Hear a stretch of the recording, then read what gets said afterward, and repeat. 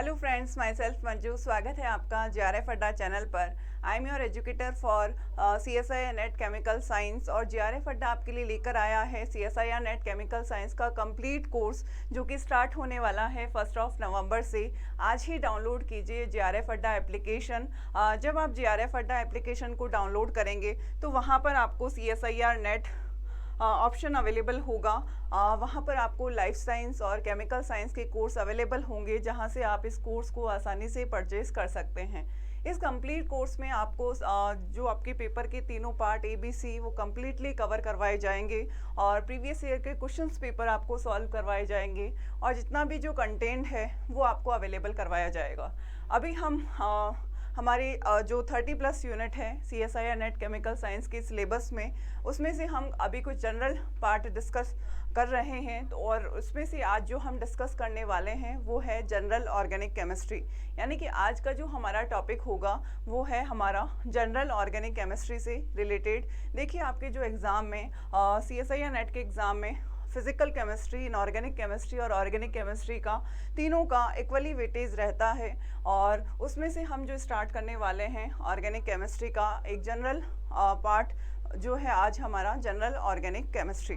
तो देखिए, आज हम स्टार्ट करेंगे GOC, जनरल ऑर्गेनिक केमिस्ट्री। तो देखिए, जनरल ऑर्गेनिक केमिस्ट्री क्या है, इसको डिस्कस करने से पहले आपको ये पता होना चाहिए कि ये जो जनरल ऑर्गेनिक केमिस्ट्री है, जो आपकी ऑर्गेनिक केमिस्ट्री है वो बेसिकली किस पर डिपेंड होती है, आपकी कार्बन। यानी कि हम इसमें पूरी ऑर्गेनिक केमिस्ट्री में हम कार्बन और कार्बन से बनने वाले जितने भी कंपाउंड्स हैं उनकी स्टडी करते हैं। तो बेसिकली आपकी पूरी ऑर्गेनिक केमिस्ट्री किस पर बेस्ड है, कार्बन। और कार्बन का एटॉमिक नंबर 6 और एटॉमिक मास 12 होता है। और अगर इसके इलेक्ट्रॉनिक कॉन्फ़िगरेशन की बात करें तो 1s2, 2s2 और 2p2, ये इसका इलेक्ट्रॉनिक कॉन्फ़िगरेशन होता है। तो अगर इसकी वैलेंसी की बात करें तो कार्बन की वैलेंसी कितनी होती है, आपकी 4 होती है। देखिए, जो वैलेंसी होती है वो आउटर शेल में जितने भी इलेक्ट्रॉन होते हैं उसके अकॉर्डिंग होती है। कोई सा भी एलिमेंट जो है वो आपके ऑक्टेट को कंप्लीट करना चाहता है, तो अगर हम कार्बन की बात करें तो इसके वैलेंस शेल में कितने इलेक्ट्रॉन हैं, 4 इलेक्ट्रॉन हैं। यानी कि कार्बन हो सकता है कि 4 इलेक्ट्रॉन दे दे या फिर चारों इलेक्ट्रॉन ले ले। तो एक तरीके से इसकी जो कार्बन की वैलेंसी होगी वो क्या होगी, आपकी 4 होगी। अब अगर हम बात करें कार्बन की कंपाउंड्स की, तो इसकी 4 तरह की पॉसिबिलिटी है। हो सकता है कार्बन इस तरीके से हो सकता है कि कार्बन आपका इस तरीके से और हो सकता है कि आपका कार्बन इस तरीके से बॉन्ड बना रहा और हो सकता है कि आपका कार्बन इस तरीके से बॉन्ड बना रहा हो। देखिए, इन कार्बन के चारों तरह की पॉसिबिलिटी में, चारों तरह के कंपाउंड में जो हाइब्रिडाइजेशन होगा वो आपका, हाइब्रिडाइजेशन के लिए हम कार्बन के टोटल सिग्मा बॉन्ड काउंट करते हैं। तो टोटल इसमें सिग्मा बॉन्ड कितने होंगे, 4। यानी कि इसका हाइब्रिडाइजेशन कितना होगा, sp3 होगा। अगर हम इसकी बात करें तो इसका हाइब्रिडाइजेशन होगा sp2। अगर हम इसकी बात करें तो इसका हाइब्रिडाइजेशन होगा sp, और अगर इसकी बात करें तो इसका भी हाइब्रिडाइजेशन होगा sp। यानी कि हाइड्रोकार्बन कंपाउंड में अगर हमें हाइब्रिडाइजेशन निकालना है तो हमें टोटल सिग्मा बॉन्ड काउंट करने होंगे। जितने सिग्मा बॉन्ड होंगे वही उसका क्या होगा, हाइब्रिडाइजेशन होगा। देखिए, हम अभी केवल एक कार्बन का जनरल इंट्रोडक्शन पार्ट का डिस्कस कर रहे हैं। आगे हम डिस्कस करेंगे GOC में हम क्या क्या पढ़ने वाले हैं। अभी हम केवल इतना सा, क्योंकि हमारा जो ऑर्गेनिक केमिस्ट्री है, ऑर्गेनिक केमिस्ट्री का मतलब ही क्या है, कार्बनिक कंपाउंड का हमें स्टडी करना है। तो ये पूरी की पूरी ऑर्गेनिक केमिस्ट्री किस पर बेस्ड है, आपकी कार्बन पर बेस्ड है। तो इसका क्या होगा, sp3, ये क्या है sp2, ये क्या है sp, और ये क्या है sp। ये 4 तरह के कंपाउंड कार्बन बना सकता है। और हाइब्रिडाइजेशन निकालने के लिए हमें क्या काउंट करना होगा, टोटल सिग्मा बॉन्ड काउंट करने होंगे। जितने सिग्मा बॉन्ड होंगे वही उसका क्या होगा, हाइब्रिडाइजेशन होगा। अब देखिए, आपके जो एक तो होते हैं, उससे पहले आपको ये पता होना चाहिए कि कोई से भी जो 2 एटम्स होते हैं वो कभी भी आपस में ओवरलैप नहीं करते, एटम्स के ऑर्बिटल्स ओवरलैप करते हैं। तो ये सबसे जनरल बात है जो आपको पता होनी चाहिए। कभी भी एटम्स ओवरलैप नहीं होते, हमेशा एटम्स के ऑर्बिटल्स ओवरलैप होते हैं। अब देखिए जो ऑर्बिटल्स है, हो सकता है कि वो क्या है, हाइब्रिड ऑर्बिटल या फिर क्या है आपके अनहाइब्रिड ऑर्बिटल्स। देखिए ऑर्बिटल्स हो सकता है क्या है आपके हाइब्रिड ऑर्बिटल्स और एक आपके क्या है अनहाइब्रिड ऑर्बिटल्स। देखिए ये सब आपका पढ़ा हुआ है, लेकिन फिर भी इनको डिस्कस करना ज़रूरी है, क्योंकि ऑर्गेनिक केमिस्ट्री में जो मिस्टेक्स होती है वो इन छोटी छोटी बातों को से ही होती है। यानी कि हमें जो जनरल ऑर्गेनिक केमिस्ट्री स्टार्ट करनी है वो ज़ीरो से स्टार्ट करनी है, कि हम ये मानकर चल रहे हैं कि जो हम ऑर्गेनिक केमिस्ट्री का पार्ट डिस्कस करने वाले हैं वो बिल्कुल ज़ीरो से स्टार्ट करेंगे। तो देखिए जनरल ऑर्गेनिक केमिस्ट्री में हम आज एक आपका है हाइब्रिड ऑर्बिटल, एक होता है आपका अनहाइब्रिड ऑर्बिटल। तो देखिए क्या होता है हाइब्रिड ऑर्बिटल और क्या होता है अनहाइब्रिड ऑर्बिटल, ये सब आप जानते होंगे। तो देखिए हाइब्रिड ऑर्बिटल से हमेशा कौन सा बॉन्ड बनता है, सिग्मा बॉन्ड, और अनहाइब्रिड ऑर्बिटल से क्या बनता है आपका पाई बॉन्ड। यानी कि सिग्मा बॉन्ड और जो लोन पेयर्स होते हैं वो कौन से ऑर्बिटल्स में रहते हैं, हाइब्रिड ऑर्बिटल में, और जो पाई बॉन्ड बनता है वो आपका कौन से बनता है, अनहाइब्रिड ऑर्बिटल से। अब देखिए दूसरा डिफरेंस क्या है आपका, हाइब्रिड ऑर्बिटल का जो डायग्राम होगा उसमें इस तरीके से होगी, यानी कि जो लोब होगी वो आपकी अनइक्वल होगी। ये जो ऑर्बिटल्स हैं वो किसको शो कर रहा है आपका हाइब्रिड ऑर्बिटल, और अगर लोब आपकी बिल्कुल इक्वल है तो वो ऑर्बिटल आपको किसको शो करता है, आपका अनहाइब्रिड ऑर्बिटल को।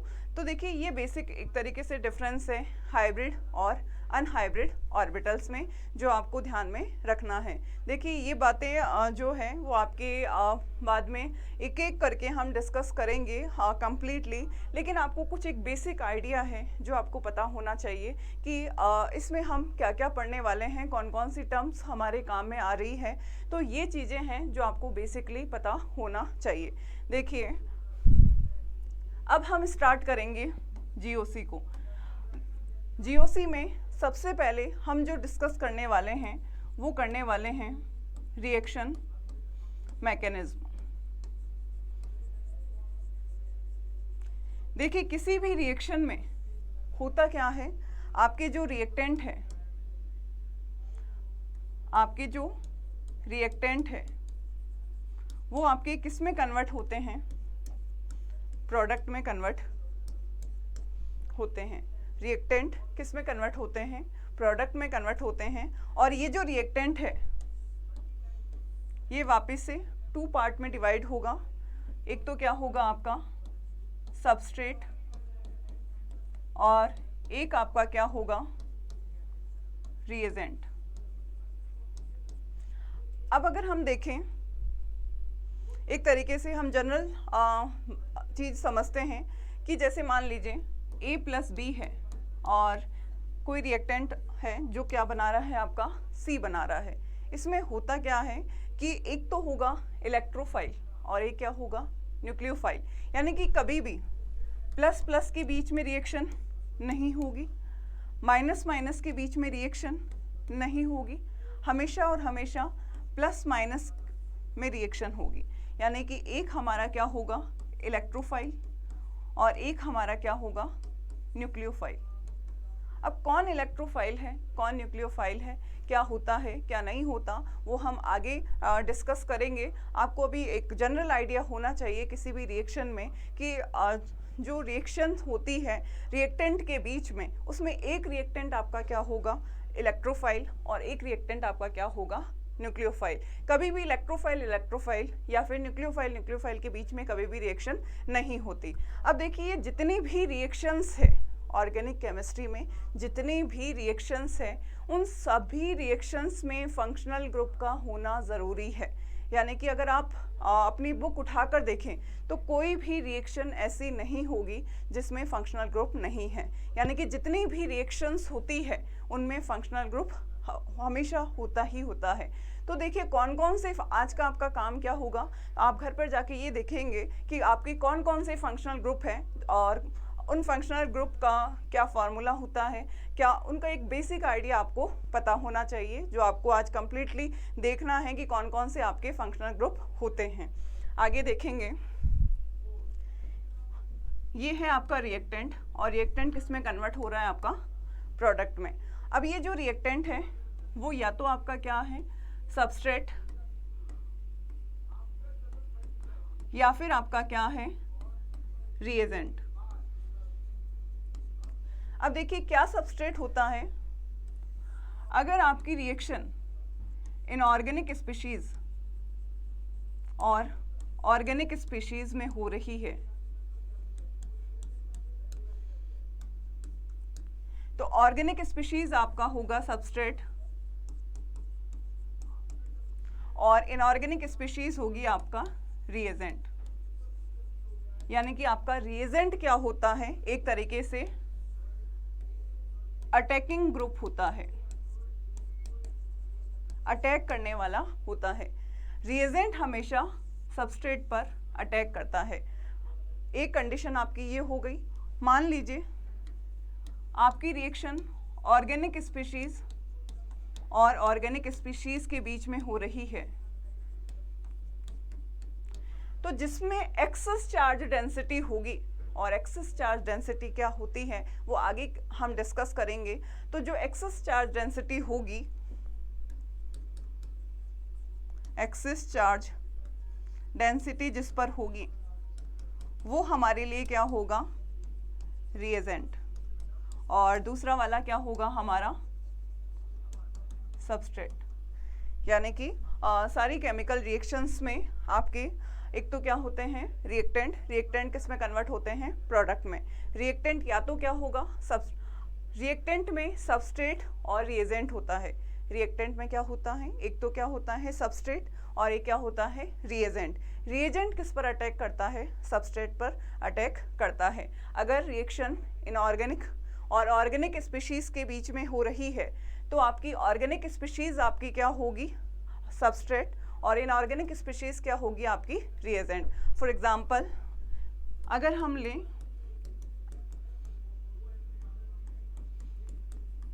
ये स्पीशीज और इसकी रिएक्शन हम करवाएं H2O से, तो ये आपकी क्या है, इनऑर्गेनिक स्पीशीज, और ये आपकी क्या है, ऑर्गेनिक स्पीशीज। तो यानी कि ये हमारे लिए क्या होगा, सबस्ट्रेट, और ये हमारे लिए क्या होगा, रिएजेंट।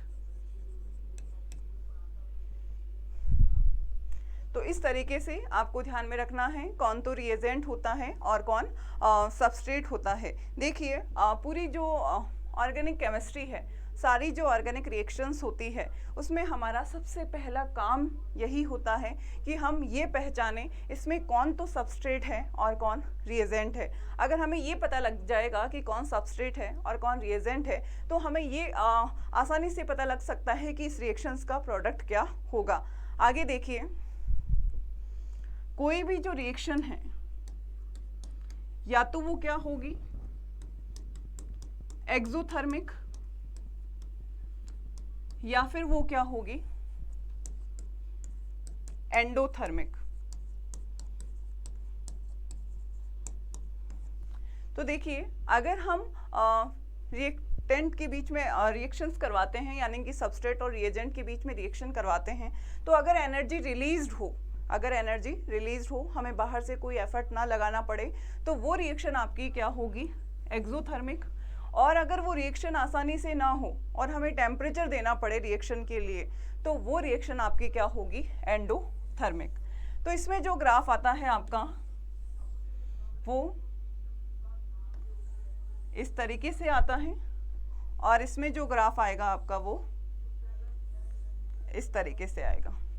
ये आपका क्या है, रिएक्टेंट की कंसंट्रेशन, ये क्या है, प्रोडक्ट, और ये आपका क्या है, ट्रांजिशन स्टेट।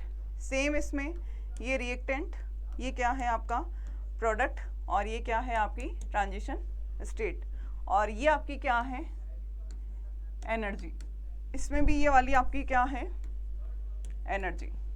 तो ये प्रोडक्ट की एनर्जी और ये रिएक्टेंट की एनर्जी, यानी कि डेल्टा ई अगर हम कैलकुलेट करें तो प्रोडक्ट की एनर्जी माइनस रिएक्टेंट की एनर्जी, तो ये जो वैल्यू आएगी वो एक नेगेटिव वैल्यू आएगी। और अगर हम इसकी बात करें, ये प्रोडक्ट की एनर्जी, ये रिएक्टेंट की एनर्जी, तो इसमें जो डेल्टा एनर्जी डिफरेंस जो आएगा, प्रोडक्ट माइनस रिएक्टेंट की एनर्जी, एक पॉजिटिव वैल्यू आएगी।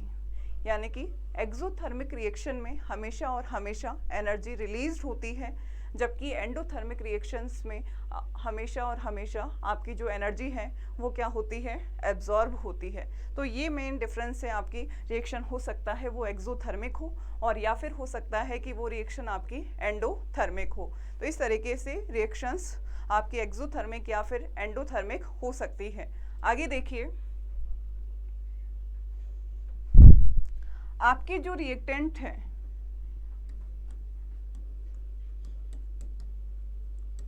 इसमें एक आपका पार्ट है सबस्ट्रेट का, एक आपका है रिएजेंट का।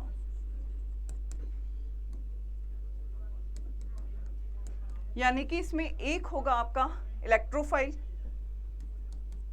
और एक होगा आपका न्यूक्लियोफाइल, या फिर ये वाला आपका न्यूक्लियोफाइल और ये आपका इलेक्ट्रोफाइल। तो देखिए इस तरीके की पॉसिबिलिटी होती है कि सबस्ट्रेट और रिएजेंट में एक आपका क्या होगा, इलेक्ट्रोफाइल, और एक आपका क्या होगा, न्यूक्लियोफाइल। आगे हम देखेंगे कि कौन कौन से इलेक्ट्रोफाइल्स होते हैं, कौन कौन से न्यूक्लियोफाइल्स होते हैं, इनकी क्या क्लासिफिकेशंस है। तो देखिए क्या होते हैं इलेक्ट्रोफाइल और क्या होते हैं न्यूक्लियोफाइल। उससे पहले देखिए, हम जो किसी भी रिएक्शंस में A+B आपका क्या बना रहा है, प्रोडक्ट बना रहा है। इस पूरी रिएक्शंस में होता क्या है, सबसे पहले क्या होता है,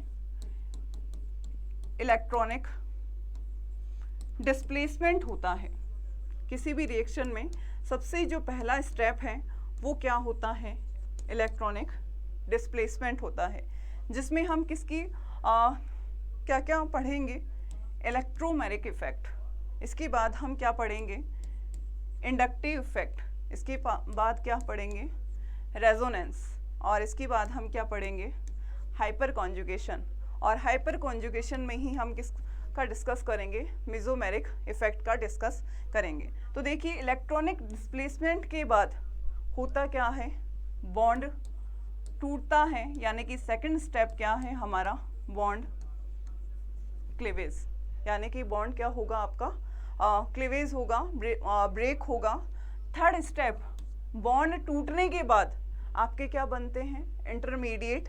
तो थर्ड स्टेप में हम किसके बारे में पढ़ेंगे, टाइप ऑफ इंटरमीडिएट।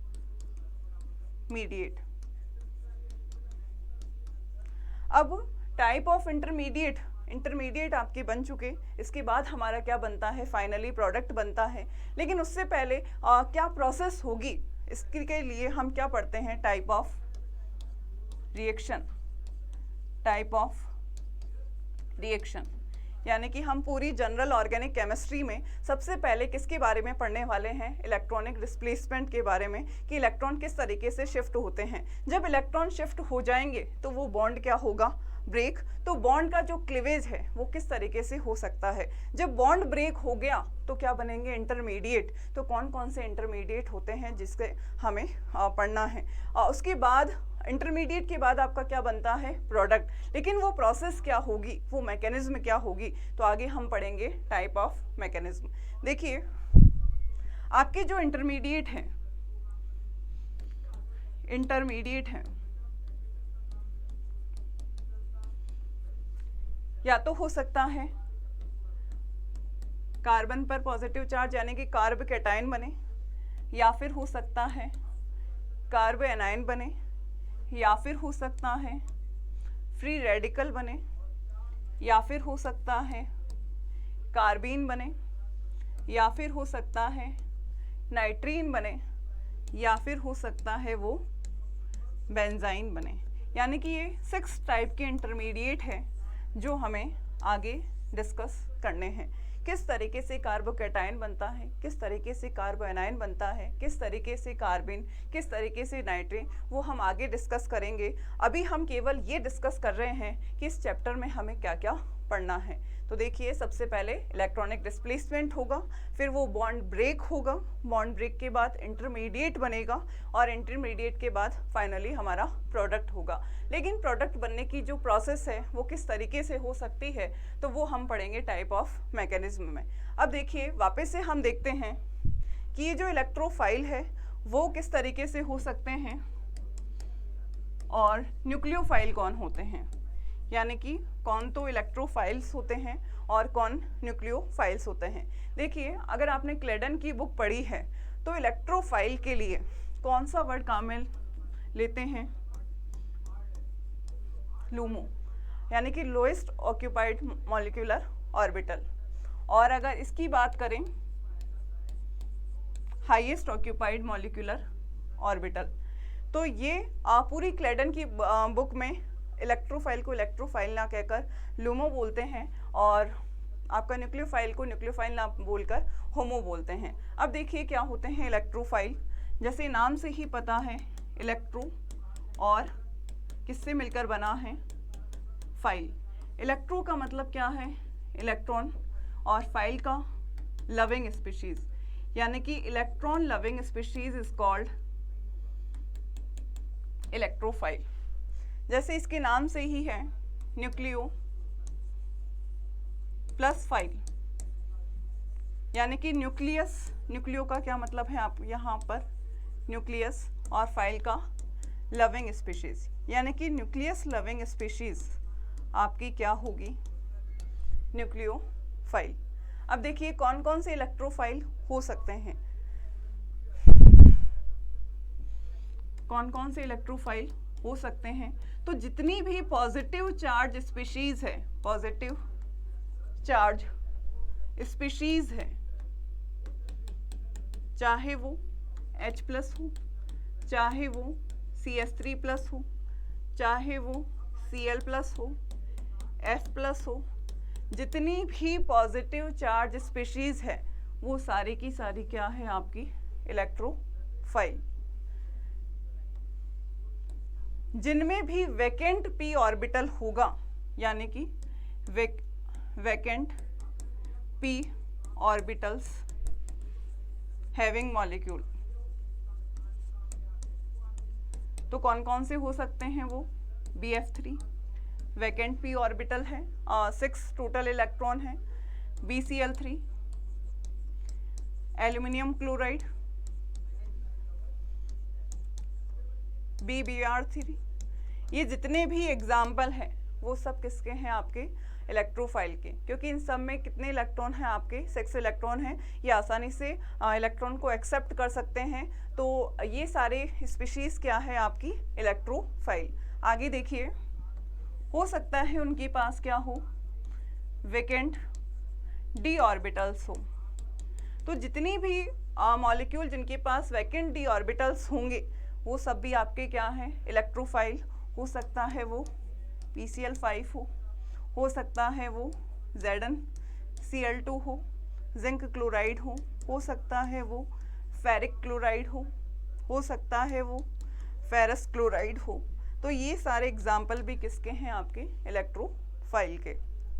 आगे देखिए, कोई भी एलिमेंट अगर एटॉमिक स्टेट में है, कोई भी एलिमेंट अगर वो एटॉमिक स्टेट में है तो वो भी आपका क्या होगा, इलेक्ट्रोफाइल। फॉर एग्जांपल, जैसे आपका ऑक्सीजन है, जैसे आपका सल्फर है, ये सारे आपके किस कैटेगरी में जाते हैं, इलेक्ट्रोफाइल। एग्जाम्पल देखते हैं, अगर हम ऑक्सीजन की रिएक्शन, ऑक्सीजन गैस की रिएक्शन ऑक्सीजन एटम से करवाएं तो आपका क्या हो, तो इस तरीके से आपका प्रोडक्ट बनता है। तो ये आपका क्या है,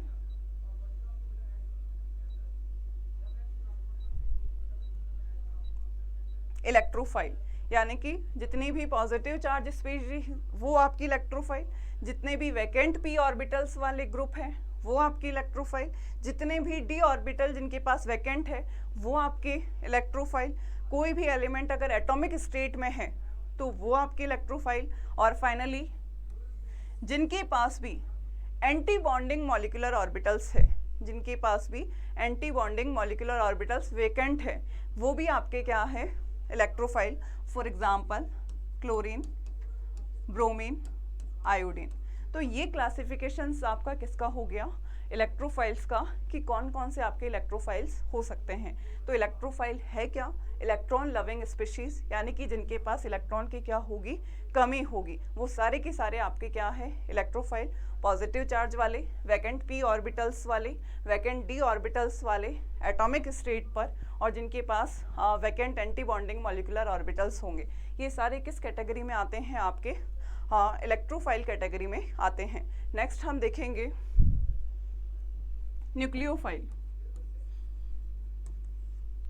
तो कौन कौन से न्यूक्लियोफाइल हो सकते हैं, देखिए जितनी भी नेगेटिव चार्ज स्पीशीज है, नेगेटिव चार्ज स्पीशीज है, वो आपकी सारी की सारी क्या होगी, nucleophile. For example OH minus, OR minus, CH3 minus, NH minus, ये आपकी सारी की सारी क्या है, न्यूक्लियोफाइल। जिनके पास भी लोन पेयर इलेक्ट्रॉन होंगे, लोन पेयर इलेक्ट्रॉन्स होंगे, lone pair electron having molecule, वो सारे के सारे आपके क्या है, nucleophile. For example H2O, ammonia, ROH alcohol, RNH2 amide, ये सारे के सारे आपके क्या है, न्यूक्लियोफाइल। तो देखिए न्यूक्लियोफाइल, अगर कोई नेगेटिव चार्ज स्पीशीज है तो वो भी आपकी क्या होगी, न्यूक्लियोफाइल। और अगर आपके पास लोन पेयर है तो वो भी क्या होगी, आपकी न्यूक्लियोफाइल। और देखिए आगे, अगर किसी पाई बॉन्डेड मॉलिक्यूल के पास इलेक्ट्रॉन रिलीजिंग ग्रुप जुड़ा हुआ है तो वो भी आपके क्या होंगे, न्यूक्लियोफाइल होंगे। तो ये एक बेसिक क्राइटेरिया है जिससे आप पहचान सकते हो कि कौन से तो इलेक्ट्रोफाइल्स होते हैं और कौन से न्यूक्लियोफाइल्स होते हैं। अब देखिए आपने रिएक्शन में ये पता लगा लिया कि कौन से तो आपके क्या हैं, न्यूक्लियोफाइल, कौन से क्या हैं आपके इलेक्ट्रोफाइल्स। इसके बाद क्या होगा, इलेक्ट्रॉनिक डिस्प्लेसमेंट होगा। वो इलेक्ट्रॉनिक डिस्प्लेसमेंट हो सकता है इलेक्ट्रोमैग्नेटिक इफेक्ट है, हो सकता है इंडक्टिव इफेक्ट। आगे हम हर इफेक्ट को डिस्कस करेंगे, कौन सा इफेक्ट कौन से इफेक्ट पर डोमिनेंट है, उसका क्या ऑर्डर होगा, वो आगे हम डिस्कस करेंगे। आज हमने एक नॉर्मल जीओसी का इंट्रोडक्शन पार्ट किया है कि हम जीओसी में क्या क्या डिस्कस करने वाले हैं।